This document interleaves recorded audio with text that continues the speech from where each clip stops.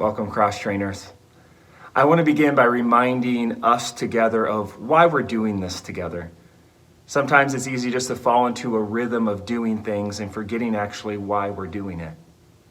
And the whole reason we created cross training for you here at Connect Church is because of what our end game of this church is all about. This is our end game. This is what we want. This is what we're seeking. This is what we're making constant decisions about to pursue. It's this: for disciples of Jesus to be made, matured, and multiplied. Cross training is all about that second piece, which is maturing disciples of Jesus Christ. Just like you physically exercise and you do movements and activities in order to be healthy, we believe the spiritual disciplines that we're engaging in, like silence and solitude and scripture and prayer, all those things are movements that are biblical that cause us to mature in our relationship with Jesus. That's why we're doing it. And I think that ties into the Hebrew passage we're spending a little time on today. I love how it begins. It says, by faith, when Moses grew up. I think that's key. Right? And initially, I was reading that and I was thinking, he grew up, he entered manhood, he went through that awkward stage of puberty, right? But I think there's also this bit about spiritual growing up. Because what this passage goes on to talk about is not just how he grew up physically in stature, but how he grew up in his relationship with his God. And it affected clearly how he lived. It affected what he did. That's why I love the language in here of choose and refuse. Right? He chose to identify himself with God's people who were being mistreated, which means he was not choosing an easy life. But he refused the identity of being the son of the daughter of Pharaoh, which would have been the easy, the cushy, the rich, the highly educated life.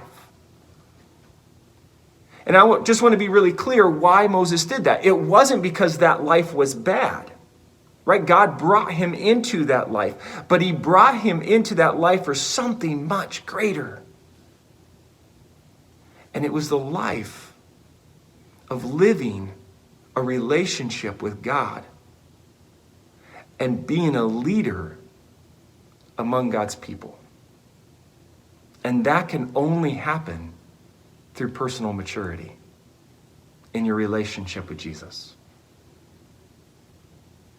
And so I'm here today and I'm praying for us to grow in our maturity for Jesus so that we can intentionally choose this relationship with him that allows us to be great leaders for him among God's people. Like, that's my prayer. I want that for you and I want that for me. And that's why today is so important. Today matters. Today affects our future and the future of others.